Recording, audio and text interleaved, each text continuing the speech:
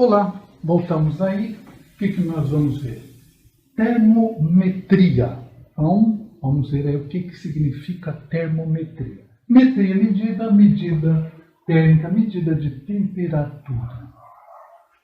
Muito bem, então medida de temperatura. Então nós temos aí temperatura 20 graus, 30 graus, 50 graus, e a gente considera frio ou quente dentro dessa escala que nós conhecemos. Qual é a escala? A escala que nós conhecemos é a escala Celsius que a gente usa aí. Então é essa posição. Mas existem outras formas de medir. Quantas outras? Várias outras. Vai nos interessar apenas 3. Por quê? Tem mais outras? Então, tem. A China tem algumas variáveis, o Japão tem outras, mas a maioria vai recair em cima desses 3 formatos aí, que já é um conceito, vamos dizer assim, internacional. Muito bem, formas de medir a temperatura. Então nós temos basicamente 3 escalas. Como assim escala? Por exemplo, se você tem 1,80 m, eu posso dizer que você tem 180 centímetros ou 1.800 milímetros, que não vai mudar a sua altura, só mudei o formato. E você medir aproximadamente 6 pés, também continua não mudando a sua altura. Só mudei a forma de medir, a escala. Então, nós temos 3 escalas, já é conhecida, né? Quem são as escalas? Representadas pela letra Celsius, Fahrenheit e Kelvin. Muito bem. E os parâmetros comparativos aí? Que parâmetros comparativos? Os pontos de comparação são usados os pontos de transformação de quem? Da água. Então, usado o PF e o PE, que não é prato feito nem polícia do exército, é ponto de fusão e ponto de ebulição. O que é ponto de fusão? Onde ocorre a transformação de sólido para líquido ou líquido para sólido. Esse ponto de fusão. O ponto de ebulição é o ponto que ocorre o fenômeno da passagem de líquido para vapor ou vapor para líquido, que na água, na escala Celsius, então vamos por aqui o ponto de ebulição e o ponto de fusão.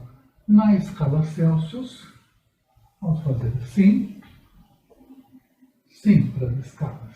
Na escala Celsius, o ponto de ebulição é 100 graus e o ponto de fusão 0 graus. Essa é a nossa conhecida. A água ferve a 100 graus.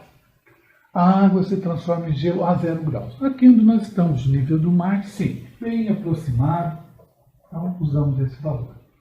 Esses valores na escala Fahrenheit são 32,212. E na escala Kelvin, 273,373. Muito bem. Quer dizer então que 273 graus Kelvin deve ser quente? Não. 273 graus Kelvin é 0 graus na nossa escala. 32 Fahrenheit é 0. Aqui são os seus respectivos correspondentes. Muito bem. Então tem uma fórmula geral chamada equação termométrica que você transforma de uma temperatura para outra. Daí você quer saber se ganhou alguma coisa que veio lá de um país, um objeto, um animal, uma comida, ou qualquer coisa que vem lá escrito para conservar 50 graus Fahrenheit, ou Fahrenheit, ou seja qual for. E agora, o que eu vou fazer? 50 graus Fahrenheit. Não sei quanto é que é 50 graus. Então, você tem que transformar em Celsius para ter um padrão, um parâmetro que você vai fazer. Vou comprar uma estufa, vou colocar no freezer, vou colocar numa geladeira, deixar numa temperatura ambiente, o que vou fazer? Então, o que nós vamos ver? Vamos ver essa escala de transformação. Aí está, então, nossa escala de transformação termométrica. Então, o que nós vamos ter? Escala não, perdoe. A nossa equação termométrica aqui. Então, quando nós queremos transformar de uma temperatura para outra, a gente pega dois só, não usa toda ela ao mesmo tempo. Então, por exemplo, falamos lá 50 graus F, queremos transformar em Celsius para saber. Então, recebemos lá aquele objeto, brinquedo, seja lá o que for. Então, eu vou pegar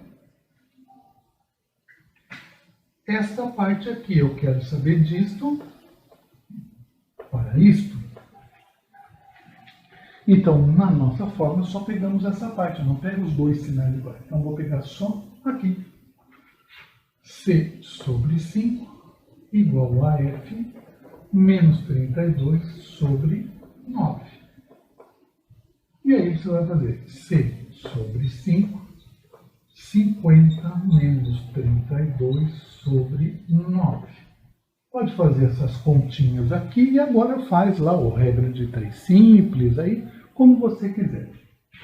C sobre 5 igual a 2. Por que 2? 50 menos 32, 18.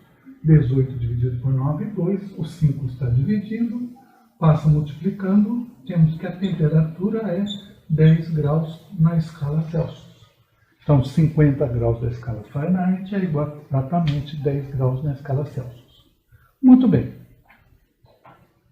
Qualquer outra situação, você vai pegar dois desses tempos. Então, o que nós vamos chamar a atenção aqui? Principalmente esta aqui. Ó.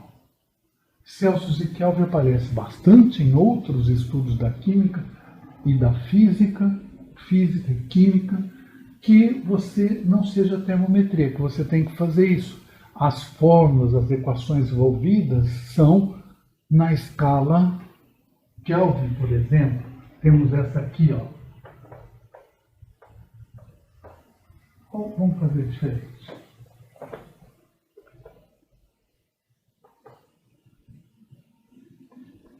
Aqui uma fórmulazinha.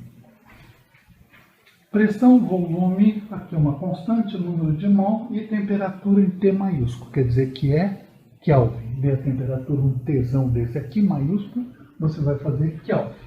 Então você sempre vai ter Celsius para Kelvin envolvido em questões tanto de física como de química. E o que nós vamos fazer? Aqui é um jeito mais simplificado. Celsius para Kelvin, Kelvin para Celsius. Então você vai usar o quê? O número 273. Se você vai passar de Celsius para Kelvin, você simplesmente soma o 273. E se vai passar de Kelvin para Celsius, você subtrai o 273. Por exemplo, 373 graus Celsius, Kelvin. Eu quero saber quanto que equivale em Celsius. Menos 273, nós já sabemos que é o ponto de ebulição, né?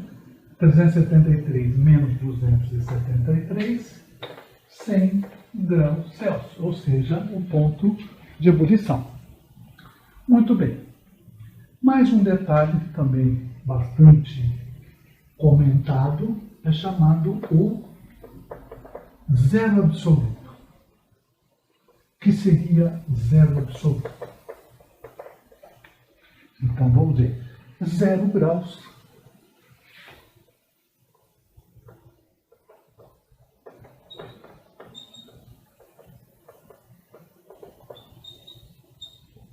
Muito bem.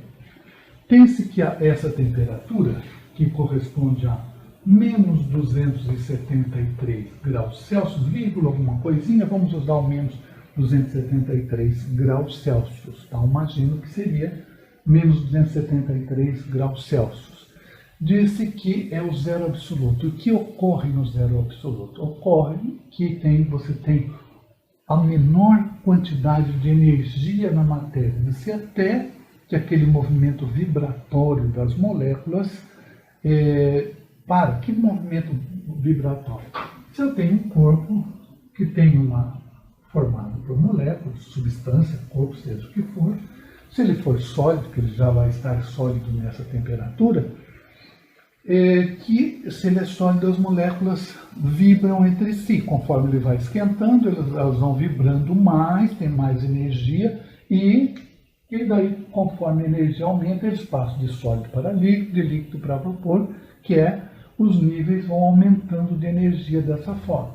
Então, quando eu tenho vapor e vou reduzindo para líquido, para sólido, eu estou baixando o meu nível de energia. E no sólido, conforme eu baixo a temperatura, eu vou baixando o nível de energia interna, ou energia intermolecular. E esse movimento é chamado de movimento browniano, lembrar do browniano. Este movimento browniano diz que cessa o movimento. Então, o que nós vamos olhar aqui? O zero absoluto, menos 273 graus Celsius, e vocês vão verificar, então, com pesquisa, movimento browniano para vocês. Ok? É isso aí.